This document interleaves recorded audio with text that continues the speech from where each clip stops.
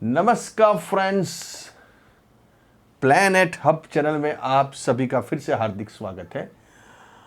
और इस बार सब्जेक्ट रहेगा तुला राशि बर्थ 1990 में जितने भी तुला राशि वाले व्यक्ति पर्सन का जन्म हुआ है उनके लिए बात करेंगे, उनके बारे में बात करेंगे। 4 मेजर प्लैनेट्स को ध्यान में रख के बात करेंगे, कैसी रहेगी आपकी जीवन की आगे की भाग दौड़। अभी आपकी उम्र करीबन 32 के आसपास होने को आई है। इसके बाद का जीवन कैसा रहेगा और पास्ट थोड़ा कैसा रहा है उसके ऊपर विचार करेंगे। यहाँ 4 प्लैनेट्स मेन है, केतु, गुरु, शनि और राहु। ये 4 प्लैनेट्स लंबे टाइम तक स्टार कुंडली में भ्रमण करते हैं गोचर में, तो उसको ज़्यादा प्राधान्य दिया जाएगा। यहाँ गुरु एक बार राशि चेंज करेगा, मिथुन में से कर्क में जाएगा, 18 जुलाई को कर्क में जाएगा, वो यहाँ आ जाएंगे। लेकिन यहाँ उससे पहले की बात करेंगे, 18 जुलाई से पहले गुरु का फल कैसा रहेगा। सबसे पहले गुरु को ध्यान में रख के बात करेंगे। मिथुन राशि का गुरु है और गुरु आपकी कुंडली में इतना फेवरेबल नहीं है तुला राशि वालों के लिए। क्यों? कि वो 6th हाउस और 3rd हाउस का लॉर्ड्स है। तो यहाँ ये दोनों हाउस का लॉर्ड्स होके गुरु इतना पॉजिटिव फल नहीं देते हैं। फिर भी आखिर वो ब्रह्मांड के सबसे शुभ ग्रह है, तो उसको देखना ज़रूरी हो जाता है। क्योंकि यहाँ गुरु बैठा है। अभी देखिए, भाव से भावेश बलवान होता है। आपके भाव में गुरु बैठा है, लेकिन आपका बुध कौन सी राशि में बैठा है ये आपकी जन्म कुंडली आप खोल के देख सकते हैं। अगर बुध की पोजीशन स्ट्रांग है, तेज है, तो आपको समस्या नहीं आएगी। लेकिन यहाँ गुरु बैठ के 6 हाउस का लॉर्ड्स होके जब भाग्य स्थान में बैठा है तो वो भाग्य को कमज़ोर करता है। हालांकि वो शुभ ग्रह है, फिर भी क्योंकि वो 6th हाउस और 3rd हाउस का लॉर्ड्स होके मालिक है, तो यहाँ भाग्य को थोड़ा कमज़ोर करके भाग्य में बैड स्टेप, मतलब स्टेप डाउन, आपका एक बार आपका जीवन में स्टेप डाउन यहाँ हो सकता है। क्योंकि जब भी गुरु यहाँ तुला राशि में, मैंने जैसे बोला, इतना फेवरेबल नहीं है। तुला राशि वालों के लिए गुरु, मंगल, ये सब इतने फेवरेबल नहीं होते हैं। सूर्य फेवरेबल रहेगा, क्यों कि वो यहाँ इसका मालिक होता है 11th हाउस का। इसलिए सूर्य अगर आपका स्ट्रॉन्ग है, सी राशि का है या मेष राशि का है या कोई भी अच्छे हाउस में केंद्र में पड़ा हुआ 6, 8 और 12th छोड़ के, तो वो अच्छा फल देगा। तो यहाँ गुरु आपकी कुंडली में वो देख रहा है चंद्र को। हालांकि चंद्र को जब देखता है तो बल मिलता है, शुभ ग्रह है, इसीलिए गुरु चंद्र को देखेगा तो चंद्र को एक बल मिलेगा। तो यहाँ बिजनेस, कामकाज में कैसा रहेगा, अभी बिजनेस के लिए देखने जाएंगे तो यहाँ केतु बैठा हुआ है। तो केतु का काम है वो काम को धीरे धीरे धीरे धीरे धीरे धीरे धीरे बहुत लेट करके जाना। केतु मतलब लेट। शनि ने पीएचडी की है तो इसने डबल पीएचडी की है।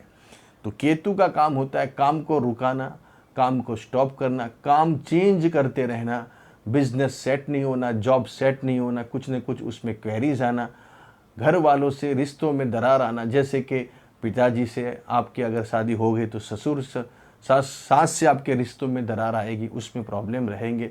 ये सब चीज़ें यहाँ केतु रिप्रेजेंट करता है। तो गुरु चंद्र को देखता है तो वो क्या करता है, तो यहाँ थोड़ा गुरु चंद्र को देख के, उसकी दृष्टि में अमृत है, तो वो थोड़ा कहीं ना कहीं आपको राहत मिलेगी। क्योंकि वो कर्मेश भी है। चंद्र आपकी कुंडली में 10th हाउस का लॉर्ड्स होके यहाँ बॉडी पे बैठा है और गुरु खुद उसको देख रहा है।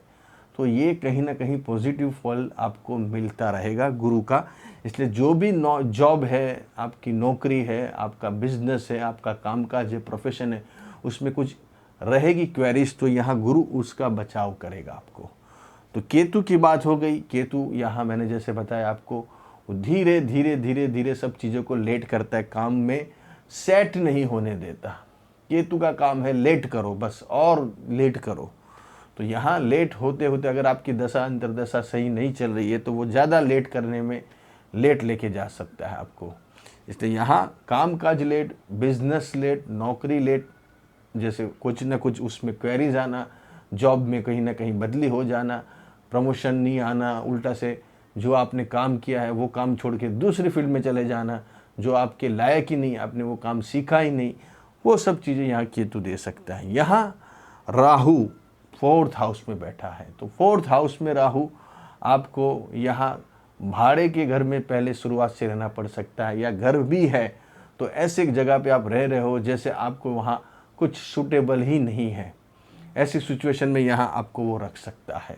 माँ से रिश्तों में दरार आ सकती है, कौटुंबिक प्रॉपर्टी जो है उसमें आपको काफ़ी दिक्कत आ सकती है, इसलिए आपके कौटुंबिक फैमिली की जो प्रॉपर्टी है उससे आप दूर ही रहे तो आपके लिए अच्छा रहेगा, क्योंकि यहाँ राहु कौटुंबिक दोष देता है। यहाँ 4th हाउस से भी देखा जाता है, खाली 2nd हाउस से कोई फैमिली कौटुंबिक नहीं देखी जाती प्रॉपर्टी, यहाँ 4th हाउस से भी उसको रखना पड़ता है।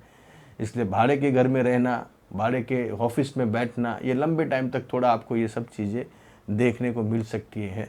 जॉब में भी जैसे मैंने बताया फ्लक्चुएशन रहेगा, स्टेबिलिटी नहीं रहेगी, अनस्टेबिलिटी रहेगी। तो ओवरऑल देखने जाएंगे तो कुंडली में दूसरे प्लैनेट्स कैसे हैं उसके ऊपर सब दारोमदार रहेगा। अगर ऐसा राहु बैठा है, ऐसा केतु बैठा है, तो आप ज़्यादातर ये से व्यक्ति पर्सन विदेश में जाके बसते हैं, विदेश में जाके अभ्यास करते हैं और बाद में वहाँ ही सेटल हो जाते हैं, और वो अपने घर, ज़मीन, मकान से दूर होके ज़रा माइग्रेट होके को थोड़ी लंबी जगह पे जाके वो अपना काम बिजनेस सेट करे तो उनके लिए ज़्यादा फ़ायदेमंद रहेगा।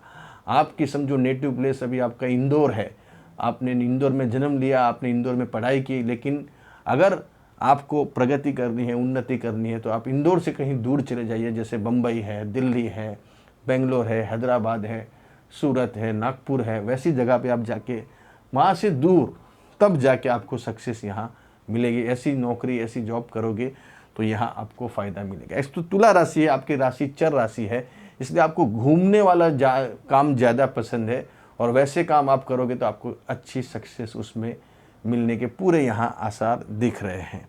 ओवरऑल बात करेंगे तो शनि की, तो शनि यहाँ तुला राशि वालों के लिए राजयोग कारक ग्रह है, और शनि यहाँ 4th और 5th हाउस का लॉर्ड्स होके वापस अपने से 12th हाउस में बैठा है। देखिए मैंने जैसे बताया, आप तो प्रॉपर्टी का स्वामी है, वो 4थे स्थान का स्वामी है, और वो राशि से 12th हाउस में जाके बैठा है, और शनि की जो नज़र है वो ऑलरेडी आपके 5th हाउस के ऊपर, भाग्य स्थान के ऊपर, और यहाँ 12th हाउस के ऊपर गिर रही है। तो शनि का काम जैसे मैंने बोला, शादी ब्याह में लेट करना, संतान में लेट करना, आपकी पढ़ाई लिखाई में कुछ न कुछ क्वेरीज लाना, कुछ न कुछ उसमें प्रॉब्लम क्रिएट करना, ये थोड़े यहाँ आपको इंसिडेंट फेस करने को मिल सकते हैं। इसलिए आप जो पढ़ाई कर रहे हो उसमें तन मन धन से पढ़ाई कीजिए, क्योंकि यहाँ शनि जब देखता है, हालांकि उनकी खुद की राशि है, फिर भी उनका जो धर्म है वो जहाँ भी देखते हो तो वहाँ नज़र से वो चीज़ों को